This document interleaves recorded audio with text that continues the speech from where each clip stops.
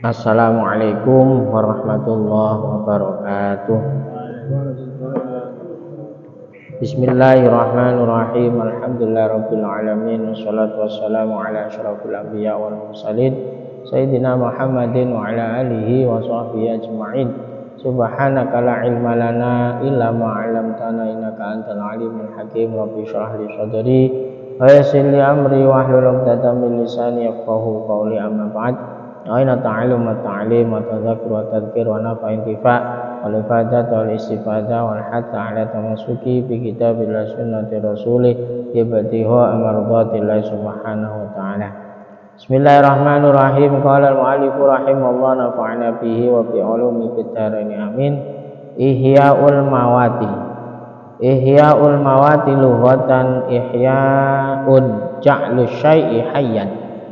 Wal mawat ma la ruha fihi wal muradu bihi al ardul lati lam tu'mar wa la malika laha wastilahan imaratul ardil kharibatil lati la malika laha wa la yantafi'u biha ahad.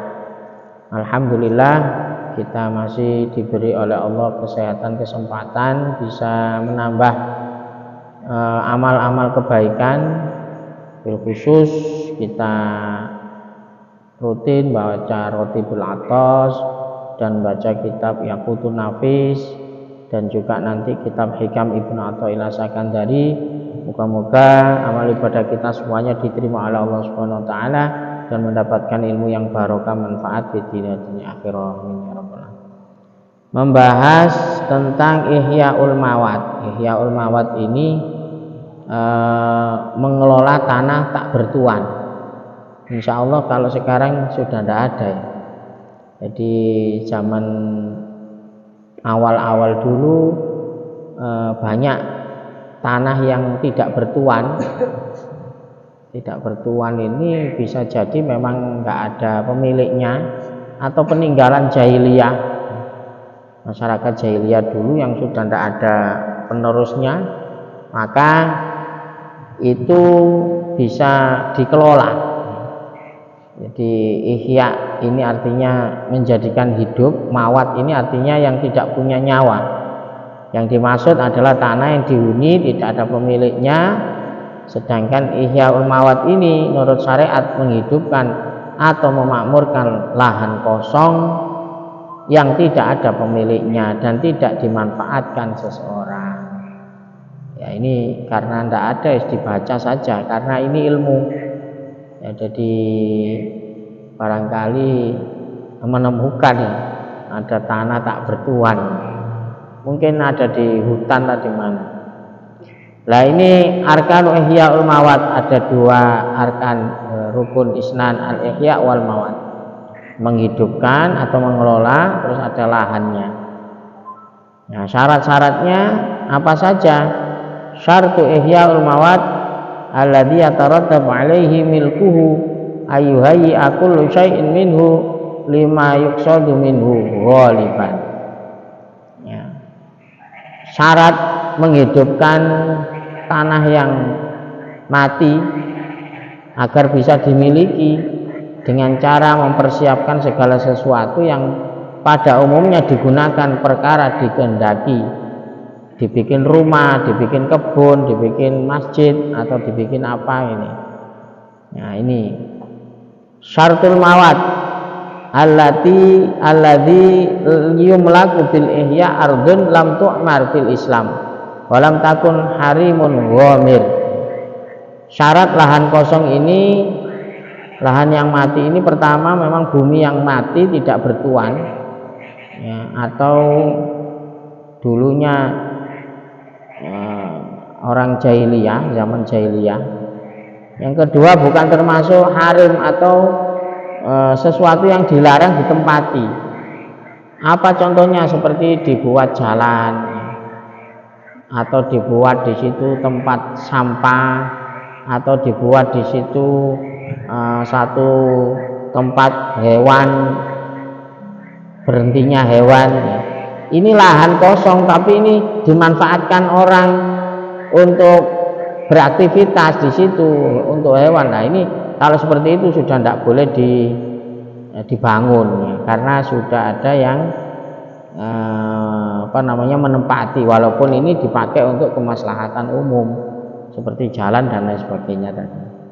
Jadi intinya gambarannya ini surah Ihyaul Mawad ayyamida zaidun ila buq'atin minal mawad liyaj'alaha maskanan wa yuhawwituha bibina'in wa yansiba 'alayya baban wa yasqafu ba'daha. Jadi gambarannya ada tanah kosong, Zaid pergi ke sebuah tempat, di sebuah bidang tanah yang tidak bertuan. Ada tujuan di situ apa? Ada niat untuk tempat tinggal. Kemudian memagari, ya layak omah lah, ono pagere, ya. Ada tembok, lalu memasang pintu, memberi atap dan lain sebagainya. Ini kalau sudah jadi seperti itu, maka dia berhak untuk memiliki, yang disebut dengan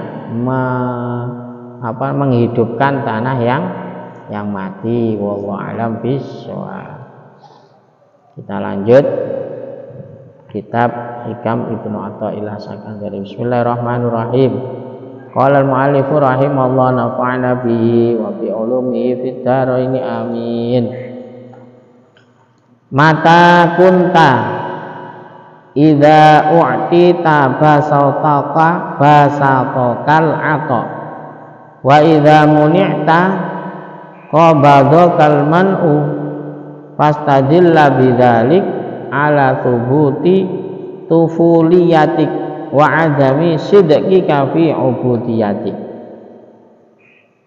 Ini Ibnu Athaillah memberikan satu hikmah. Apabila ada orang diberi terus merasa senang, dan jika ditolak tidak ada yang memberi merasa sedih, maka ketahuilah bahwa mereka ini, kalau kita khitabnya kepada kita, dirimu ini masih ada sifat tufuliyah. Tufuliyah itu sifat kekanak-kanakan, dan engkau belum bersungguh-sungguh dalam beribadah kepada Allah Subhanahu wa ta'ala. Jadi orang itu kalau sudah musul, ya sudah sempurna keimanannya, biasanya menikmati daripada ujian. Jadi semua orang ini akan diuji oleh Allah Subhanahu wa ta'ala. Wis kuwabe wis. Karena pada intinya di dunia ini memang tidak ada komponen kebahagiaan. Jadi Allah itu tidak membuat kebahagiaan ini di dunia, dan Allah hanya membuat di dunia ini semuanya adalah ujian, sesuai dengan firman Allah Subhanahu wa ta'ala, ahasiban nasu ayyutraku ayyakulu amanna wa hum la yuftanun. Apakah kamu mengira, kamu berkata beriman begitu saja tanpa diberi ujian? Enggak. Artinya apa? Semua makhluk yang anak cucu Nabi Adam ini semuanya akan diberi ujian oleh Allah Subhanahu wa ta'ala. Semakin tinggi imannya, semakin besar ujiannya. Hanya saja orang itu kalau sudah tinggi imannya, ini dia bisa menikmati. Nah, ujian yang mana itu bisa dirasakan seperti kenikmatan. Ya. Jadi uang niku lak gelem soro karena dia tahu dampaknya nanti akan bahagia. Gelem dikongkon macul, dikongkon nguli. Kenapa kok gelem soro? Karena tahu, karena setiap hari Sabtu itu dia akan mendapatkan gaji. Ya. Ya. Jadi ad-dunya darul amal wa la jazaa'a fihi. Dunia ini tempat amal dan tidak ada pembalasan. Tidak ada balasan untuk yang diberikan di dunia, tidak ada. Wal akhiratu darul jaza la amala fihi, nanti di akhirat ini sudah menerima balasan dan sudah tidak ada amal. Makanya kita disuruh sabar di dunia ini karena apa? Ya ini nggone mazra'atul akhirah, tempat apa? Tempat nandur, tempat bercocok tanam, tempat bekerja, tempat amal, yang mana ini amal ini tidak bisa diberikan di dunia, tidak disiapkan kebahagiaan atau balasan ini di dunia. Makanya jangan berharap ya, mari ngelakoni api terus kepingin oleh di dunia balasan baik, jangan. Kalau berbuat amal, berbuat saja kebaikannya, karena Allah tahu, Allah mengetahui, alimun khabir, maha mengetahui, maha teliti ya, atas apa yang kita lakukan. Jadi ono preman senengane merampok, senengane maling, senengane, tapi awake sehat ya, uripe seneng-seneng. Nah, ya itu dunia seperti itu. Terus ono wong mengeluh, aku wis ahli ibadah ngene-ngene tapi uripe sik susah, sik dikei ujian ngene sik ngene, apa salahku ya? Itu keliru seperti itu. Pak enggak paham keduniaan. Dunia ya nggone ngene iki, nggone berjuang. Al hayatu jihadun, orang hidup itu adalah perjuangan. Lah gak pengen berjuang ya wis mati aja. Karena apa? Karena memang dunia ini adalah tempat kita melakukan amal. Makanya Ibnu Athaillah Sakandari ini orang yang arif ini tidak akan terpengaruh pujian atau celaan, kenikmatan atau cobaan, karena dinilai semua sama. Kalau yang muji ya Gusti Allah, yang memberi nikmat juga Allah. Itu podo Gusti Allah ya. Jadi sebab mengetahui yang memberi itu adalah Allah Subhanahu wa ta'ala. Jadi namanya orang arif ya, kenal betul dengan Allah, tidak akan terpengaruh kondisi apapun.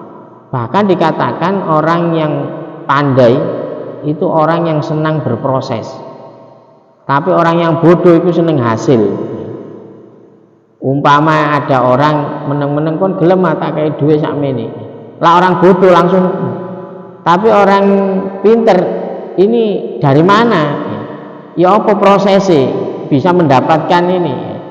Jadi orang pintar itu menikmati prosesnya, tapi orang bodoh itu seneng apa? Hasilnya ya. Jadi kadang ada orang ini, orang bodoh, orang nggak ngerti ini sering melihat orang ini, orang kaya nggak tahu anunya dulu apa namanya, awal-awalnya itu bagaimana perjuangannya ya. Itu kadang nggak dipikirkan. Jadi makanya orang yang cerdas, orang yang pinter itu suka dengan proses. Maka di sini kita untuk menuju ke keimanan itu butuh proses.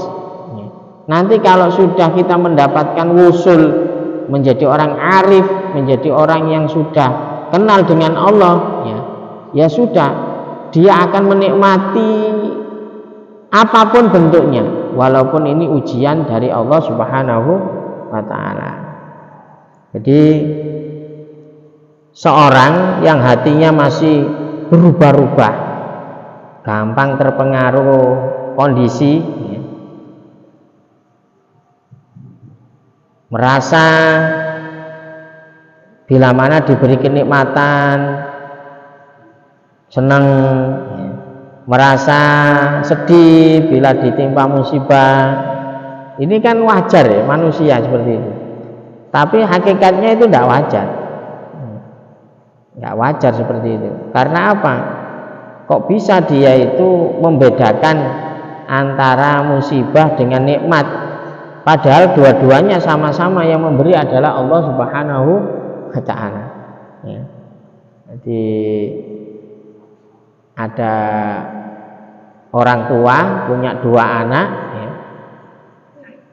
Satu dikasih uang, ya. Yang satu masih disuruh bekerja. Ini intinya dua-duanya sama, ya. Cuman yang satu ini biar tahu prosesnya, yang satu dengan cara instan, ya.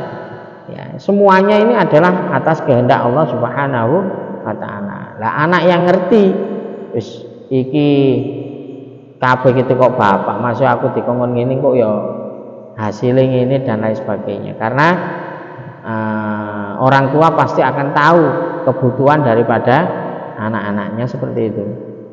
Makanya di sini kalau ada orang yang masih terpengaruh, itu namanya masih sifat tufuliyah, sifat kekanak-kanaan. Jadi Ibnu Athaillah Sakandari ini membahasakan iki koyok sifatnya arek cilik, ya, yang gampang berubah, ya. Jadi tidak sungguh-sungguh dalam ubudiyah, dalam beribadah kepada Allah Subhanahu wa ta'ala. Jadi belum mengerti kebijaksanaan Allah, ya, terhadap hamba-hambanya, bahkan bahwa yang terbaik adalah apa yang dipilih oleh Allah Subhanahu wa ta'ala. Jadi kalau orang ini tahu betul apa yang menimpa pada dirinya itu semuanya dari Allah, dia pasti akan tenang hatinya.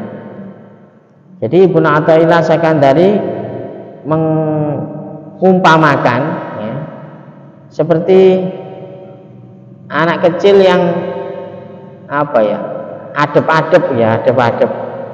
Jadi gak diundang tapi dia teko ambek cek DKI. Nah, cilik kan sifatnya gitu, ya. Allah kepengen mendapatkan, ya. Pengen mendapatkan. Jadi hal seperti ini disebut oleh Ibnu Athaillah Sakandari dengan at-tufuliyah, kekanak-kanaan, ya. Jadi mengaku-ngaku dia memiliki sifat ubudiyah, padahal sebenarnya termasuk golongan orang yang sebenarnya termasuk dalam golongan orang yang arif, padahal sebenarnya ini tidak memiliki sifat-sifat tersebut. Jadi ketika memaksa menempati kedudukan yang memang dia ini belum sampai ke sana, padahal hatinya ini masih bingung dengan apa yang menjadi takdir Allah Subhanahu wa ta'ala. Jadi sebab orang-orang sungguh-sungguh beribadah itu, bagi mereka kenikmatan itu adalah cobaan. Jadi paham betul wis dunya wis ngene iki.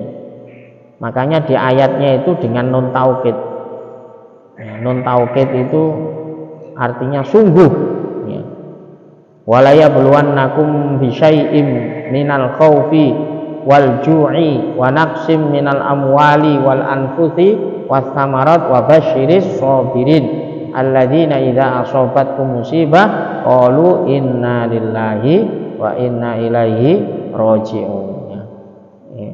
Jadi wala nabluwannakum bisyai'im minal khauf, sungguh-sungguh, temen saya akan uji, minal khaufi wal ju', dari rasa takut dan lapar, wedi gak mangan, minal khaufi wal ju' wa naqsim minal amwal, takut rugi, wal anfusi wa thamarat, ya, kekurangan, ya, baik dari dirinya atau dari pertanian buah-buahan. Wa basyiris sabirin, Allah mengabarkan, berilah kabar gembira bagi orang-orang yang sabar. Apa orang yang sabar? Alladzina idza asabatkum musibah, kalau dia menemukan musibah langsung istirja, dikembalikan kepada Allah dengan mengucapkan inna lillahi wa inna ilaihi rajiun. Ya wis balik meneh nang Gusti Allah. Jadi di antara mereka ada yang diberi Allah kenikmatan berupa kekayaan, dan di antara mereka ada ditimpa kesusahan berupa kemiskinan, namun mereka memandang itu semua sama. Padha ae. Ya awake dhewe koyane gurung sampai rene. Karena mereka mengetahui bahwa semuanya datang dari Allah, mereka paham betul ya, bahwa semuanya akan ada hikmah dan pemberian Allah adalah yang terbaik.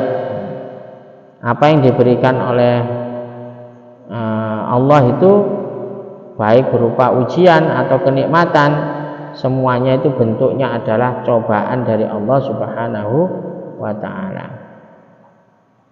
Ada seorang penyair mengatakan, layak malur rajul hatta yastawi qalbu fi arba'ati asya fil man'i wal ata wal izzi wal dhulli. Ini seseorang belum sempurna imannya, diperhatikan, seseorang belum sempurna imannya sehingga sama dalam hatinya 4 macam. Seorang belum dikatakan sempurna imannya sehingga dalam hatinya itu ada 4 macam: penolakan, pemberian, kemuliaan, dan kehinaan. Ini sama. Kalau dia diberi atau ditolak ya, atau dimuliakan atau dihinakan, kok dia hatinya ini tetap tenang, maka dia ini termasuk orang yang kenal betul dengan Allah Subhanahu wa ta'ala ya. Makanya sering kita ada di mobil itu al-man'u ainul ata ya. Ibnu Athaillah Sakandari mengatakan al-man'u ainul ata, sebetulnya tidak diberi itu adalah pemberian. Jadi sebetulnya cobaan itu adalah nikmat bagi orang yang kenal dengan Allah Subhanahu wa ta'ala. Semoga kita bisa mendapatkan hati yang bersih sehingga kita bisa menerima ujian-ujian yang kita bawa, tetap kita istiqomah di jalan Allah Subhanahu wa ta'ala, dan kita bisa menjadikan ladang perjuangan hidup kita ini betul-betul atas ridha Allah Subhanahu wa ta'ala, dan insya Allah nanti kita menghadap Allah dalam keadaan husnul khotimah. Amin ya rabbal alamin. Ya Rabbana tarafna bi annana tarafna wa annana asrafna ala ladha asrafna fatub alaina taubatan silli kulli hauba stur lanal aurati wa aminir ra'ati waghfir li walidina rabbi wa mauludina wal ali wal ikhwani wa sairil wa kulli di mahabba au jiratin au sumba wal muslimina ajma amina rabbi isma fadlan wa judan manna la biktisabi minna bil mustafa rasuli na'dha bi kulli suli salla wa sallam rabbi alaihi atal habbi wa alihi wa sahbihi idadatu sisubi walhamdulil ilahi bil bad'i watan subhana rabbika rabbil izzati amma yasifun wa salamun alal mursalin walhamdulillahi rabbil alamin wal afu minkum. Assalamualaikum warahmatullahi wabarakatuh.